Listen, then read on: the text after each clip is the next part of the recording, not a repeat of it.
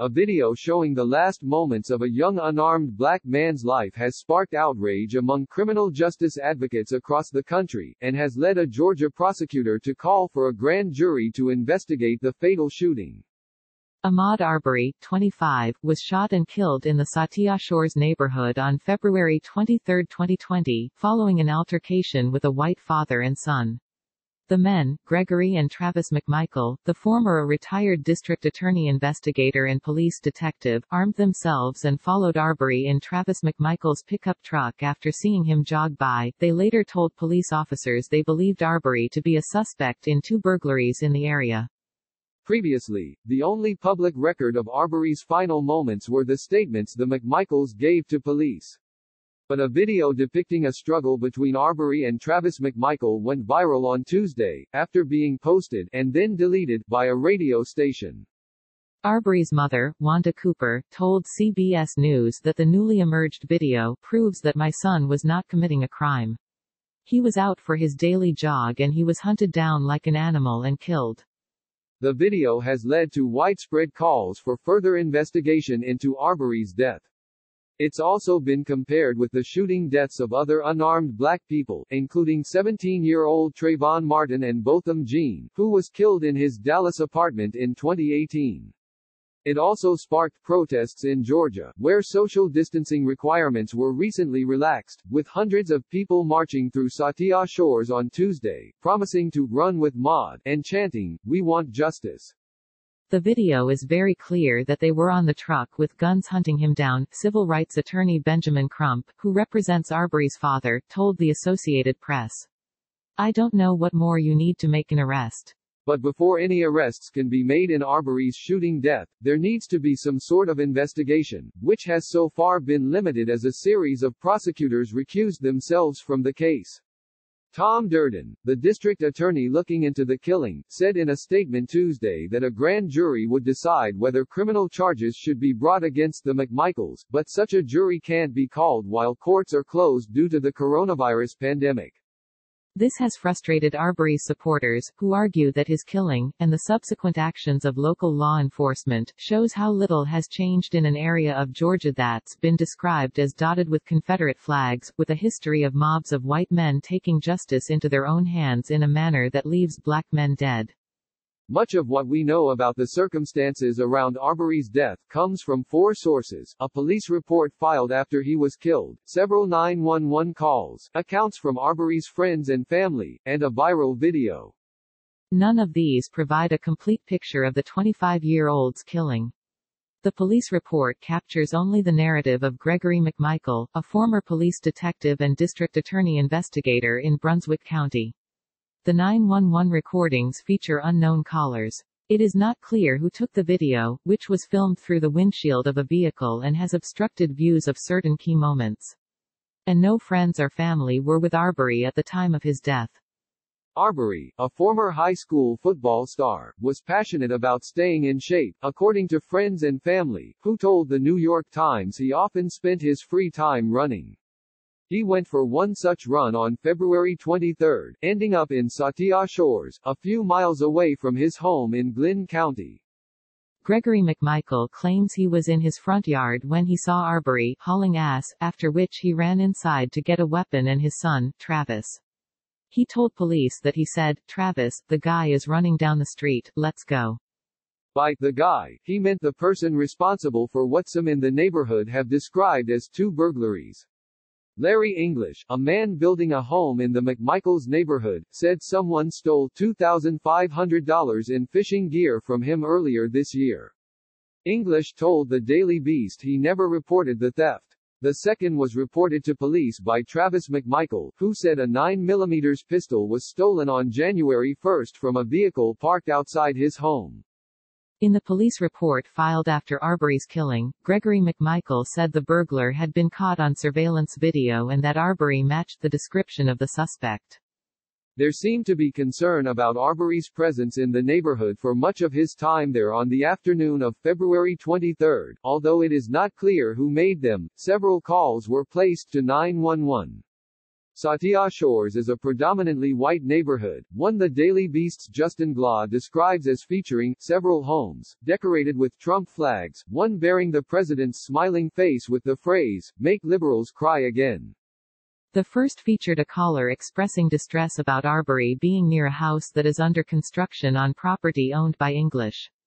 The caller claimed Arbery was inside the home, which is open to the air due to the construction. The dispatcher asked what Arbery was doing wrong but never received an answer.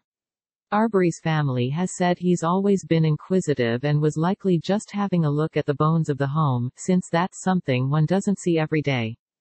After that first call, 911 received another, in which the caller said, "I'm out here at Satya Shores. There's a black male running down the street." The caller can be heard yelling, "Watch that. Stop, damn it. Stop," but stops responding the dispatcher's inquiries. As these calls were being made, the McMichaels were preparing to pursue Arbery.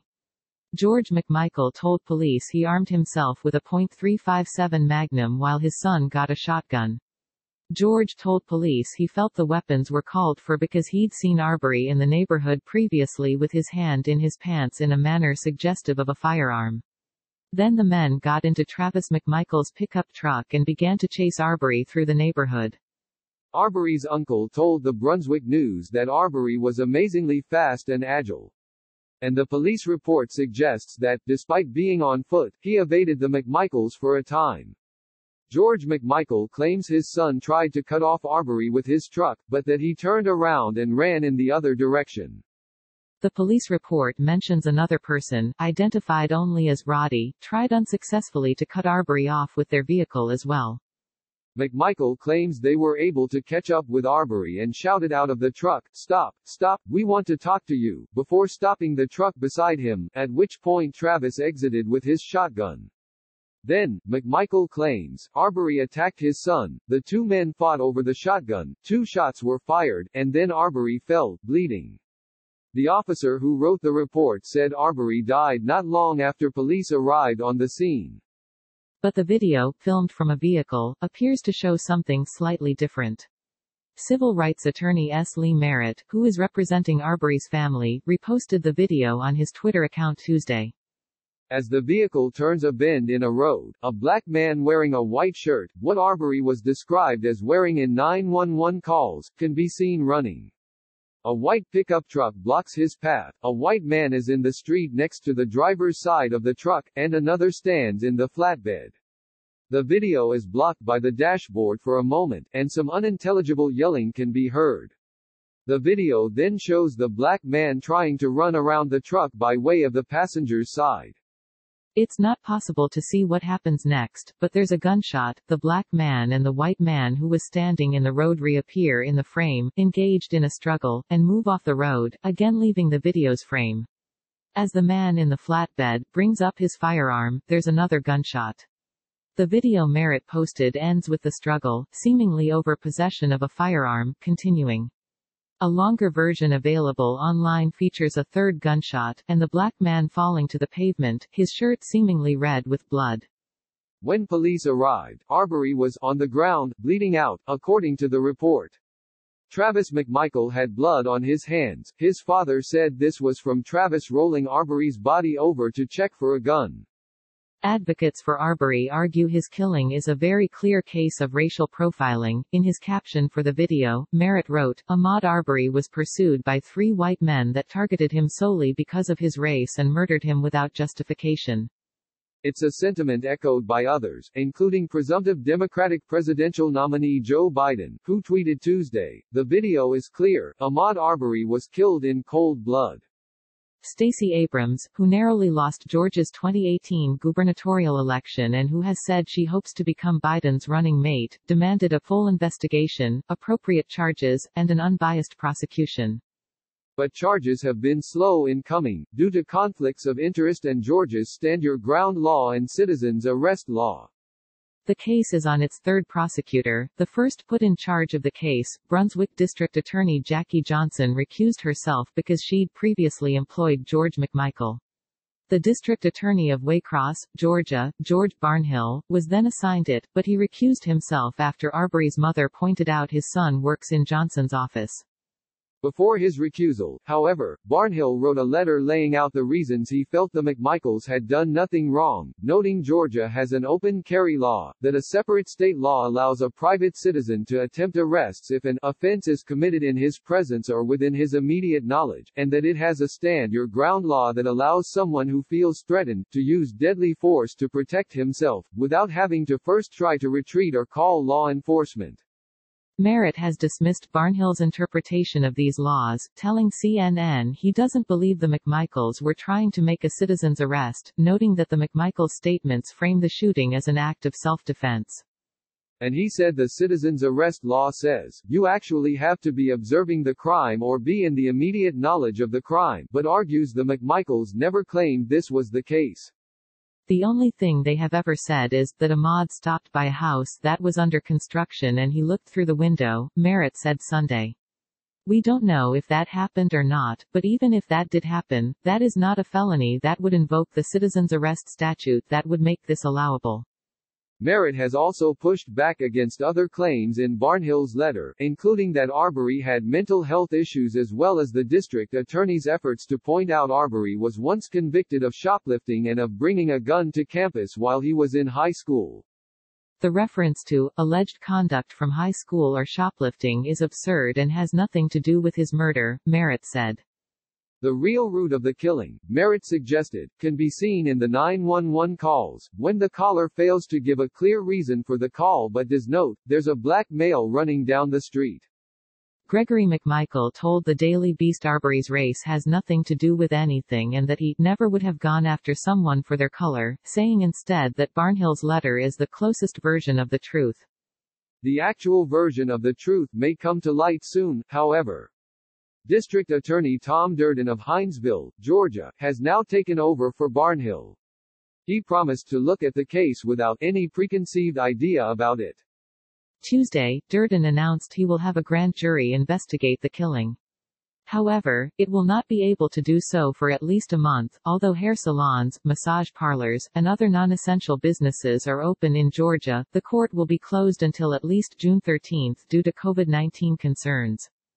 Durden did not say what charges the grand jury would consider but did say he had accepted an offer from the Georgia Bureau of Investigation, an independent state agency with investigative and forensic expertise, for assistance. Governor Kemp promoted the offer on Twitter Tuesday, writing, "Georgians deserve answers. State law enforcement stands ready to ensure justice is served." Merritt and other civil rights advocates say they plan to ensure the same, and some, like the Southern Poverty Law Center, have called for a federal investigation, citing delays in the state-level efforts.